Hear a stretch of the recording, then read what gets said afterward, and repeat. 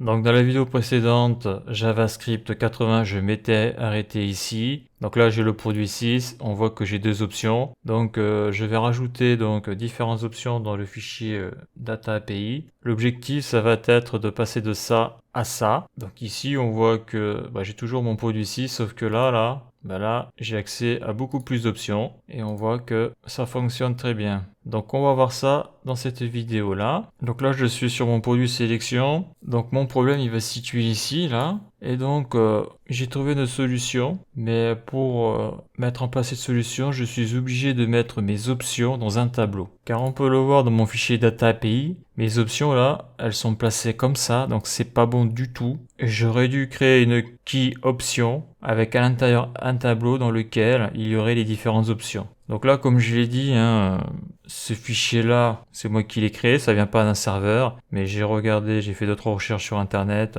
Un serveur, si ce fichier était provenu d'un serveur, eh bien il y aurait eu plutôt ça. Donc une key option, deux points, j'ouvre le tableau, donc crochet ouvrant fermant, et après à l'intérieur il y aurait eu option 1, virgule, option 2. Donc là je mets des noms génériques, CTRL S. Donc c'est quelque chose comme ça qu'il faut que je fasse. Donc je vais faire ça sur tous les autres, sauf que je vais rajouter des options. Donc là CTRL C, CTRL V, je vais rajouter une option 3, virgule, CTRL V. J'oublie pas de modifier ça. Après je vais faire la même chose ici. Donc là je fais CTRL C, CTRL V, je vais rajouter une option 4, CTRL C, CTRL V. Là, je vais prendre que deux options, CTRL C, CTRL V. Donc là, on est sur le produit numéro 4. Le 5, je vais le laisser comme ça. Je vais mettre... Ok, donc là, je me suis planté. CTRL C, CTRL V. Je sélectionne CTRL V. Je sélectionne CTRL V. Sauf que là, je vais rajouter CTRL C. Là, je vais en mettre 6, 5, 6. Là, je vais en laisser 4. Là, je vais en laisser 2. Voilà, que ça soit pas... qu'il n'y ait pas un système d'incrémentation. Donc voilà. Donc là, j'ai deux options. Là, j'ai trois options. Là, j'ai quatre options. Là, je repars sur deux options. Là, j'ai deux options. Et là, je passe à 6 options. CTRL S. Donc ça, c'est bon. Donc malheureusement, pendant que j'ai fait ça, je vais avoir des petits soucis sur mon programme. Car là, j'ai modifié pas mal de choses. Là, on voit que maintenant, j'ai des erreurs. Déjà, sur la page accueil, index.js. Eh bien, ça, là, déjà, ça, là. Ça, je vais le supprimer. J'en ai plus besoin. Ça aussi, je vais le supprimer. Je vais pas mettre les options sur la page d'accueil. Ça sert à rien. Ça va me faciliter le travail, là. Parce que là, ça commence à me fatiguer, là, ce projet, là. Parce que je galère. Et ça, là, je le supprime. Voilà. Les options sont supprimées. Donc là, théoriquement, si je fais CTRL S, ça devrait refonctionner. CTRL S. Alors, pourquoi ça marche pas? Data API JS. Donc là, déjà, le problème, j'ai oublié une virgule ici, là. Elle y est pas, là. C'est là surtout là. Là, il n'y a pas de virgule, j'ai oublié la virgule. Donc déjà, même avant de quitter le truc, il y avait déjà un problème. Virgule, virgule, virgule, virgule, virgule. CTRL S. Ça, je vais faire. Voilà, super, ça refonctionne. Donc, ma page index ressemble à ça. Donc d'ailleurs, je remarque ici, là, j'avais mis 15 000 divisé par 100 pour avoir des euros. Et là, je vois que j'ai 15 000. Et là, ça a été pris en compte. Alors ça, c'est vraiment bizarre. Je regarde un truc, là. Donc là, on voit que là, j'ai pris l'article 6. On voit que j'ai undefined, donc ça, c'est normal. Vu que j'ai modifié les données qu'il y avait dans Data API. Par contre, ce qui me chagrine, là, donc tout ce que j'ai enlevé, là, est bien parti. Là, j'ai 15 000. Ok, donc je vais les rajouter, c'est pas grave. CTRL S. Ah, ça, c'est fort étrange.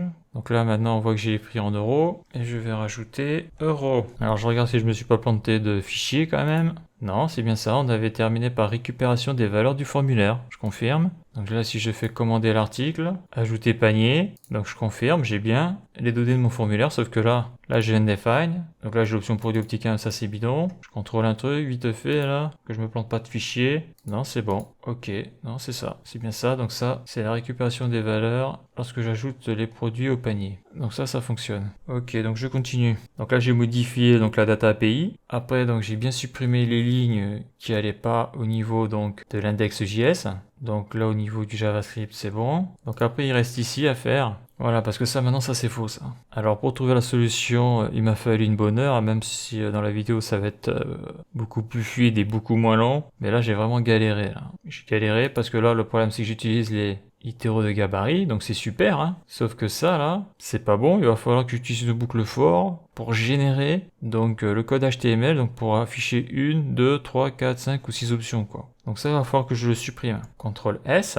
Ce qui fait que ici, là, je ne devais plus afficher ça parce que ça sert à rien. En tout cas, ça va me faciliter les choses. Le seul truc que je vais faire, c'est que, donc, il y aura le nom du produit, la description du produit, le prix. Et donc, pour le même prix, bah, tu as le droit à 2 options. Par exemple, ça peut être la couleur d'un produit, ce genre de choses, tu vois. Donc, le prix sera le même. Donc, c'est ce que je vais faire, là. Donc là, je vais faire CTRL S. Donc, ça m'a enlevé les 2 lignes qu'il y avait là. Donc, maintenant, il me reste ça à traiter. Ok. Donc, je vais commencer ici. Je vais rajouter, donc, un commentaire, ça va être le formulaire. Ça date au nombre d'options qu'il y a dans l'objet du produit. Voilà, donc là je vais créer une constante. Option quantité, que je vais appeler ça comme ça. Option quantité. Voilà, et donc là je vais utiliser donc les valeurs qu'il y a dans la variable ID produit sélectionné, qui est ici là. Donc dedans j'avais mis donc tous les éléments de l'objet du produit qui a été sélectionné par son ID. CTRL V. Donc là je vais y aller étape par étape, console log, même si j'ai fait un petit programme avant de faire la vidéo bien sûr, hein. Sinon ça serait pas aussi structuré. Et là je fais faire donc là option quantité, là je fais CTRL C, CTRL V, point virgule, CTRL S.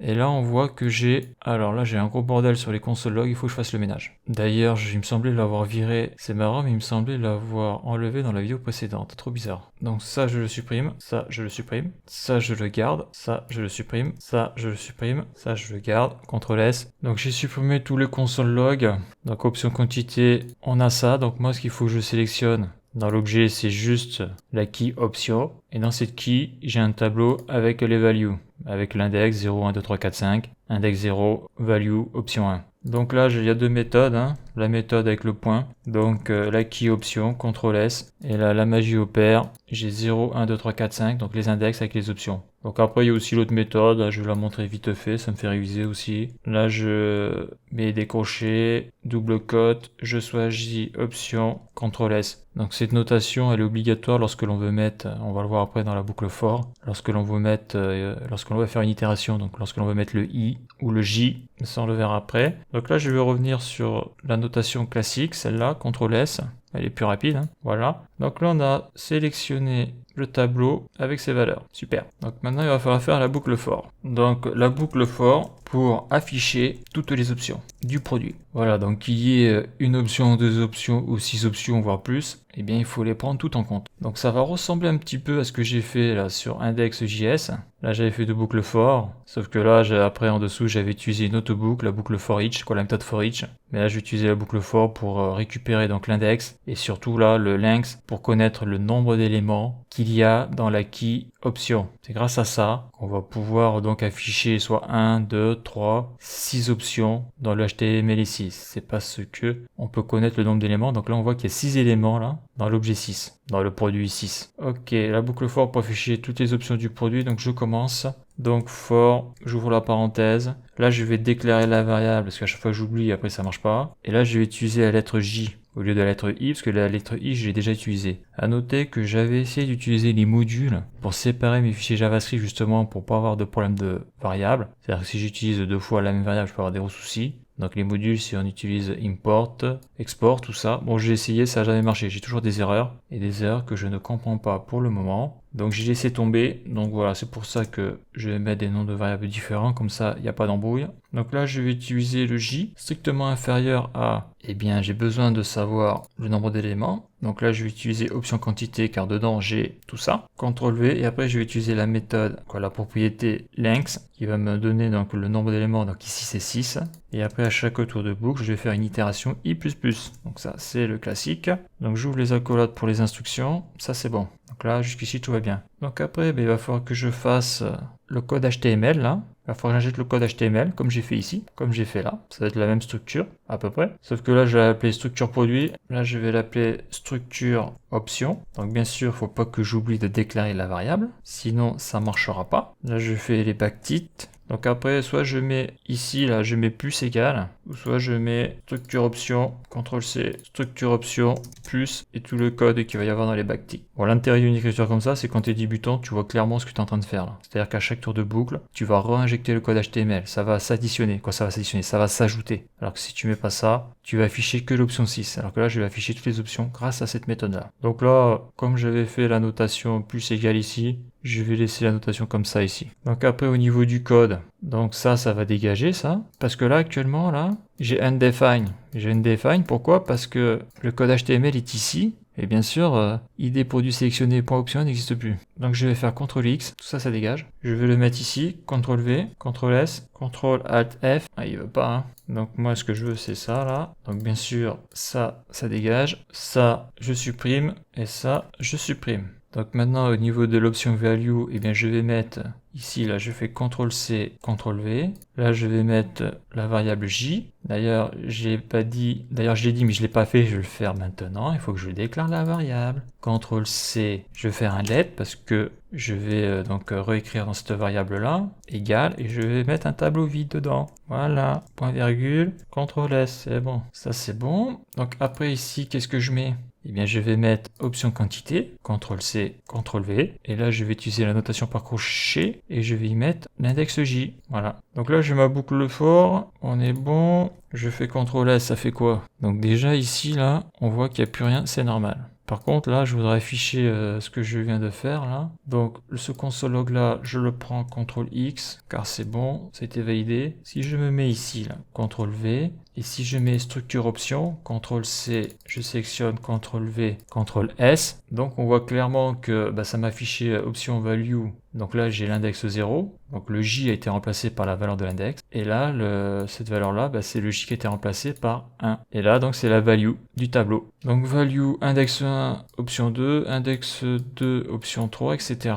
Donc là, ce qui me plaît pas, là, c'est que moi, ce que je veux, là, c'est par exemple, si je lis value 1, je veux ici option 1. Donc, ce que je vais faire, là, j'ai option 2, donc ce que je vais faire, c'est au niveau de l'index, je vais faire plus 1. Comme ça, au premier coup d'œil, je vois qu'il y a une correspondance. Alors que là, c'est le bordel, il faut faire un plus 1, c'est le bordel. Donc là, je fais J plus 1, c'est tout. CTRL S. Et là, maintenant, c'est vachement plus logique. Value 1, option 1, value 2, option 2, value 3, option 3, etc. Donc là, c'est nickel. Donc ça, c'est bon. Donc là, ok, CTRL S, c'est toujours bon. Donc maintenant, qu'est-ce qu'il faut faire? Maintenant, il va falloir injecter le code HTML là-dedans. Parce que là, si je fais ajouter panier, en plus, il se passe rien, là. On dirait que j'ai cassé un truc, là. Ah bah oui, j'ai enlevé le console log. Donc ça, il faudra que je le fasse plus tard, que je le remette.